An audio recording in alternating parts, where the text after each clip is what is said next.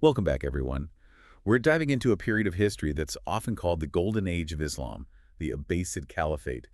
Um, we're going to try to figure out why this era was so important and really try to bring it to life for you. It's like imagine like a historical Silicon Valley, right? Yeah. But instead of tech, knowledge was the most valuable thing. Yeah, and what's really interesting is that this golden age, it kind of came out of the collapse of a previous dynasty. Okay, so set the scene for us. When are we talking? We're talking 750 CE. That's when the Umayyad Caliphate was overthrown. The Umayyads, those are the ones who really expanded the empire, but they weren't exactly popular with everyone. Right. They had a lot of success in their conquests, but they were seen as favoring Arab elites.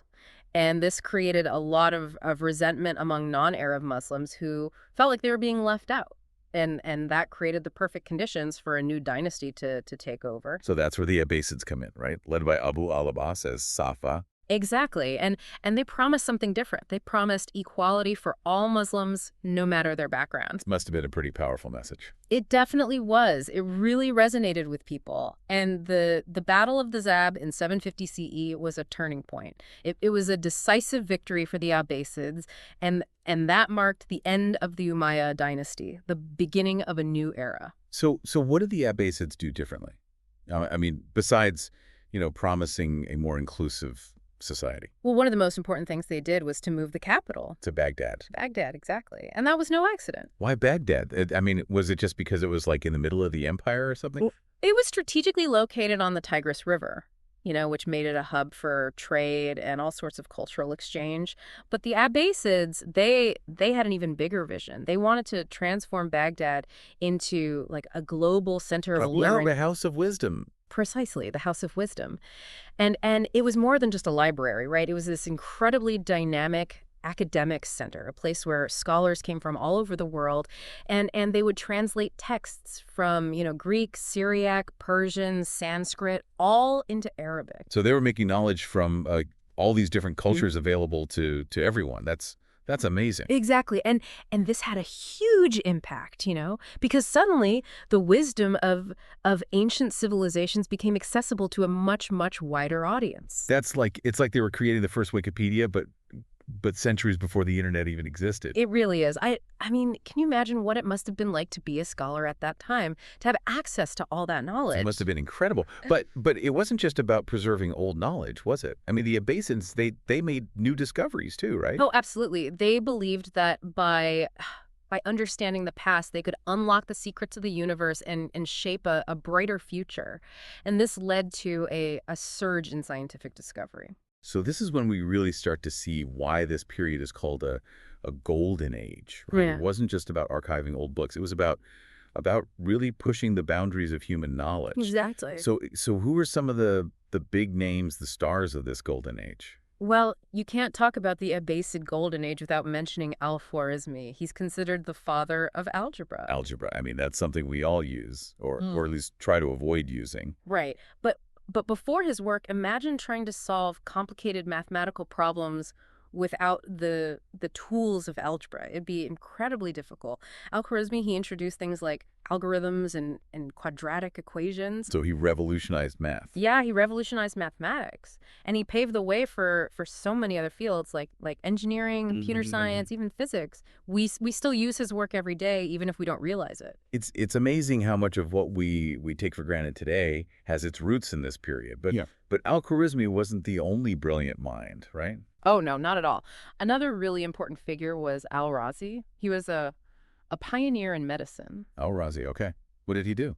Well, he wrote a lot about diseases like smallpox and measles, and he challenged a lot of the medical thinking of his time. He really advocated for clinical observation, actually looking at patients and seeing how diseases progress. It was like the original evidence-based doctor. Exactly. And his approach really laid the foundation for modern medicine, for how we understand and treat diseases today. I mean, it's just mind-blowing to think about all the innovation that came out of the House of Wisdom. The Abbasids were so far ahead of their time.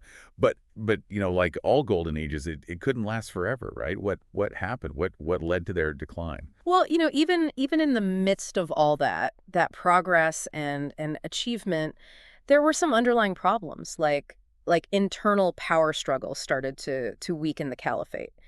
Different factions within the ruling family, they were all vying for control. And that weakened the central authority. So it was like a house divided, and I guess as they became weaker internally, they became more vulnerable to outside threats. Exactly. You hit the nail on the head. Political fragmentation started to set in. Provinces, they start asserting their independence, and the Abbasid territory, it started to shrink.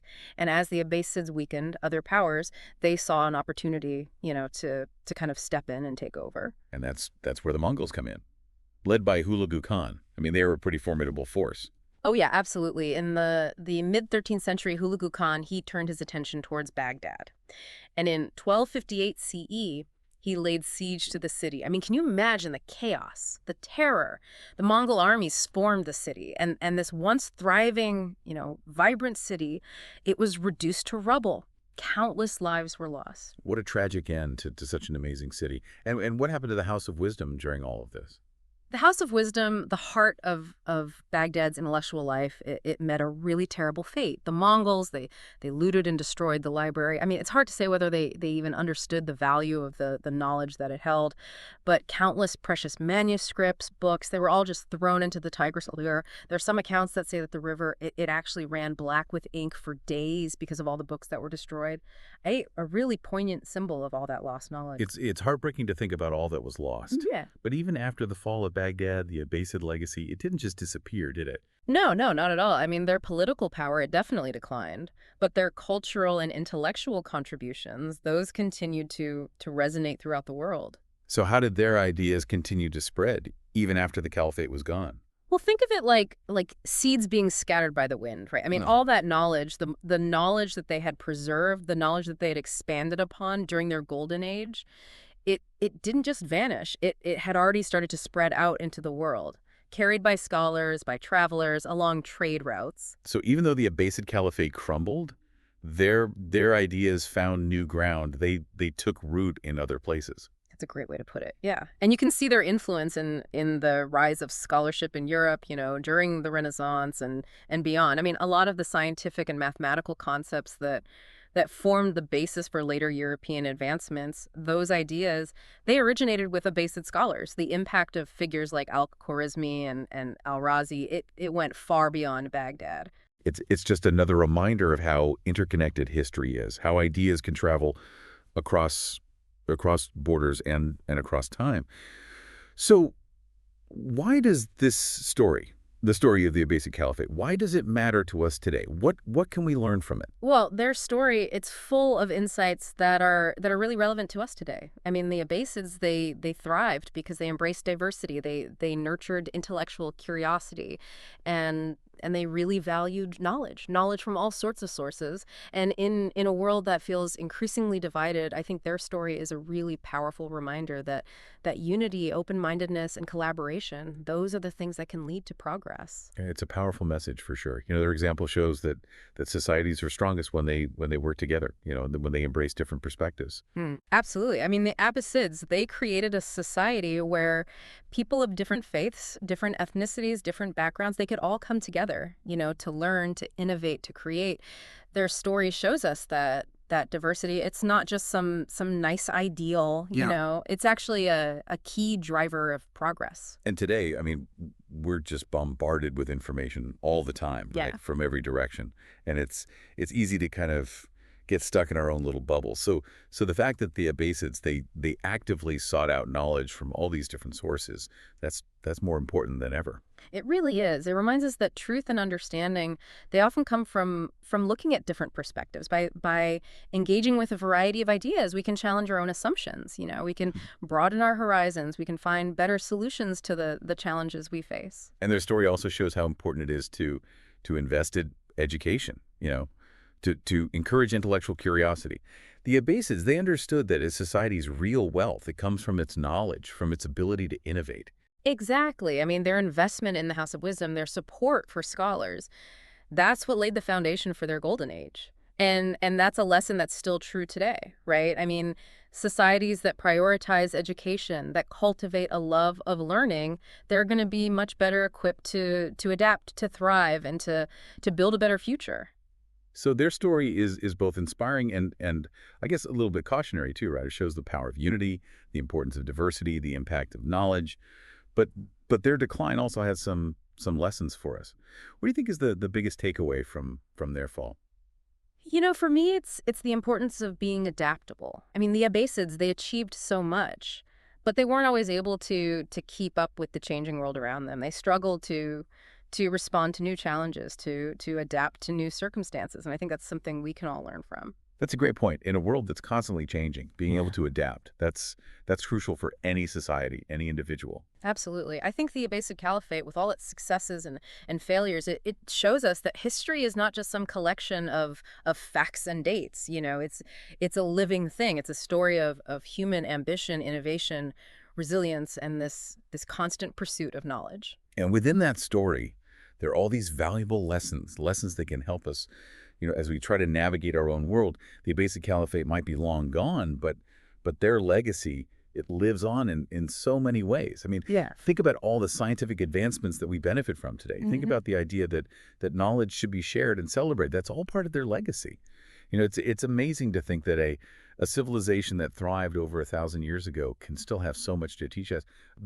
The story of the Abbasid Caliphate it's a powerful reminder that ideas can really stand the test of time. Absolutely. I mean, their legacy it's woven into the very fabric of human history. And as we wrap up our deep dive today, I'm really struck by how their story, it speaks to what it means to be human. Yeah. Our thirst for knowledge, our ability to achieve great things, but also to make mistakes, and how powerful ideas can be, how they can echo through generations. Yeah. It's almost like holding up a mirror to ourselves, isn't it? I mean, centuries later, we're still dealing with many of the same challenges, that the need for unity, the Yeah. importance of embracing different perspectives, and the power of knowledge. These are things that were just as relevant then as they are now. And their story reminds us that we all have a role to play in shaping the future. Whether we're, students, artists, scientists, or just engaged citizens, we all have the potential to make a difference. It's a good thought, isn't it? That every action we take, every idea we share, it can have a ripple effect. It can become part of the larger story of humanity. And that brings us to a question for you, our listener. What other historical periods or empires or even individuals, what really sparks your curiosity? What are some of the untold stories from the past that you think might hold lessons for us today? History is a vast and complicated tapestry, full of stories of triumph and tragedy, of innovation and destruction. And within those stories, there are incredible insights that can inspire us to learn, to create, to build a better world. Thank you for joining us on this deep dive into the Abbasid Caliphate. No. We hope you enjoyed exploring this fascinating period of history with us. And until next time, keep exploring, keep asking questions, and keep discovering all the amazing stories that history has to offer.